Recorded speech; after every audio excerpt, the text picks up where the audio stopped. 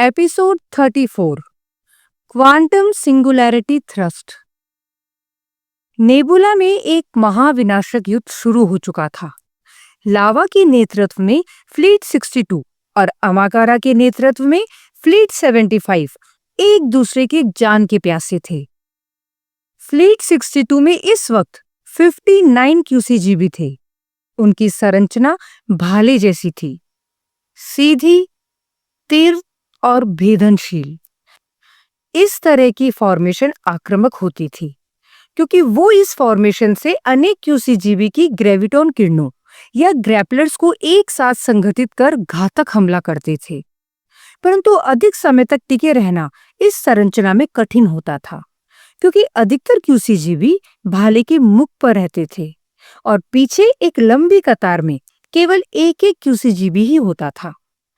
वहां पर स्थित क्यूसीजीबी दुश्मन के आसान शिकार हो सकते थे और दुश्मन क्यूसीजीबी के लगातार हमले से वो धीरे धीरे नष्ट हो सकते थे।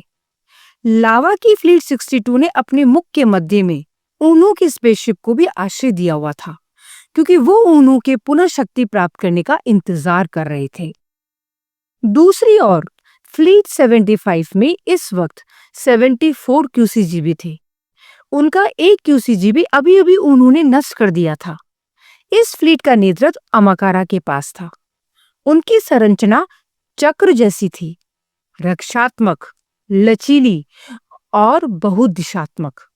ये फॉर्मेशन लंबी लड़ाई में अधिक सक्षम है क्योंकि इसमें ऊर्जा का बंटवारा समान रूप से होता था।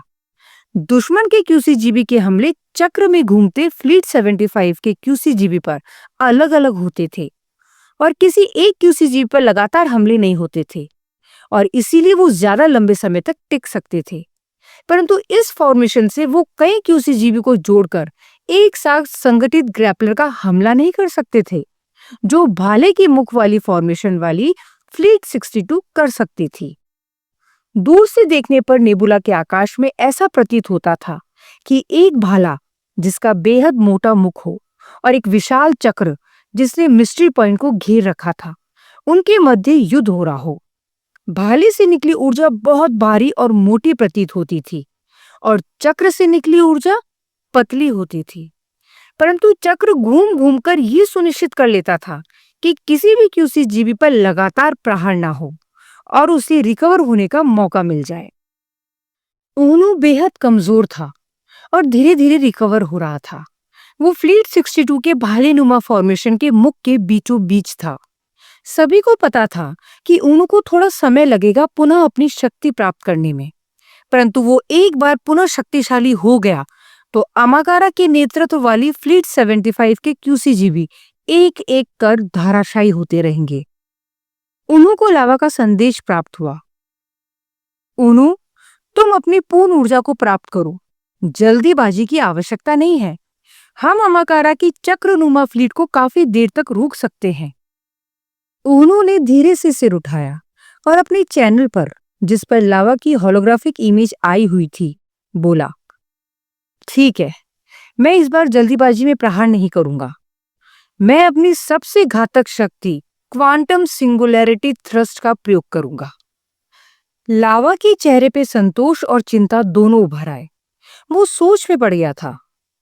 क्वांटम सिंगुलैरिटी थ्रस्ट ऊनो की वो क्रूर महाशक्ति थी जो तारे के फ्यूजन को तेज कर उसे एक छोटे ब्लैक होल में बदल देती थी। ऊनो का आदेश पाकर कोई भी तारे का फ्यूजन इस कदर तीव्र होता है कि वो इनवर्ट कोलैप्स करने लग जाता है और एक नेचुरल ब्लैक होल बन जाता है। ऊनो इसका प्रयोग एक सीड या बीज की तरह करता है और वो उसे फ्लीट 75 की दिशा में धकेल देता है। जैसे ही शत्रु के क्यूसीजीबी इसकी चपेट में आते हैं, वो इस ब्लैक होल के स्पेस टाइम रेजोनेंस में आकर नष्ट हो जाते हैं। ये शक्ति एक साथ 15 से 20 क्यूसीजीबी को भी नष्ट कर सकती थी। ये एक निर्णायक प्रहार था। हालांकि वो सिंगुलैरिटी फिर धीरे धीरे अपने आप ही समाप्त हो जाएगी, परंतु इससे पहले वो फ्लीट 75 को वो निर्णायक क्षति पहुंचा देगी जिससे फ्लीट 62 उस पर हावी हो जाएगी। लावा के दिमाग में एक बात कौंध उठी और वो चीखा, परंतु ऊनो, इससे तो तुम बहुत समय के लिए निष्क्रिय हो जाओगे। शायद तुम्हें ठीक होने में कई नेबुलिन दिन भी लग सकते हैं। हाँ लावा, परंतु यदि मैंने इनके 15-16 क्यूसीजीबी नष्ट कर दिए तो अमाकारा का मनोबल टूट जाएगा और फिर वो फ्लीट 62 और लावा के युद्ध का पराक्रम देखेगा। लावा की आंखों में एक अजीब सा विश्वास और करुणा आ गई। उसे पता था कि उन्होंने इस शक्ति का प्रयोग कर खुद को बहुत बड़े खतरे में डाल रहा था। वो इस शक्ति प्रयोग के बाद पूरी तरह से लावा और उसकी फ्लीट 62 पर आश्रित हो जाएगा। लावा ने मन ही मन प्रण लिया, मेरे दोस्त ऊनू, मेरा वादा है, मैं इस फ्लीट 75 को तुम तक कभी नहीं पहुंचने दूंगा। जब तक मैं जिंदा हूं, तुम सुरक्षित ही रहोगे। लावा की फ्लीट 62 वैसे भी फ्लीट 75 का मुकाबला कर सकती थी, परंतु यदि उन्होंने अपना क्वांटम सिंगुलैरिटी थ्रस्ट का प्रयोग कर दिया तो फ्लीट 75 को वो हानि होगी जिससे वो शायद कभी उभर नहीं पाए और लावा तब उन पर अंतिम प्रहार करेगा। लावा, जिसे टेराफॉस ने सिर्फ एक साइड सपोर्ट बोला था, उसे वो बात अब तक चुभ रही थी। उसे शायद टेराफॉस को भी दिखाना था कि वो अंतरिक्ष में भी युद्ध लड़ सकता था। उसे लुमिन को भी साबित करना था, जिसने कहा था कि अंतरिक्ष में युद्ध सिर्फ वो, आरा और ऊनू ही कर सकते थे। क्या वो तीनों इस फ्लीट 75 का मुकाबला कर सकते थे?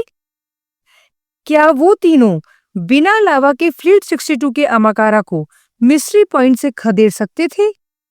बिल्कुल नहीं। लावा की आंखें अब आग के अंगारों की तरह धधक रही थी। इधर ऊनू धीरे धीरे अपने आप को पूरी तरह स्वस्थ कर रहा था। भाले और चक्र रूपी क्यूसीजीबी के मध्य युद्ध चल रहा था।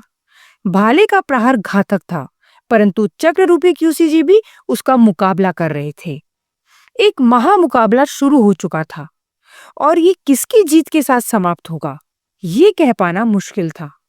परंतु चक्र फॉर्मेशन का फायदा ये था कि वो बहुत देर तक इस युद्ध को खींच सकते थे और शायद इस वक्त लावा भी यही चाहता था।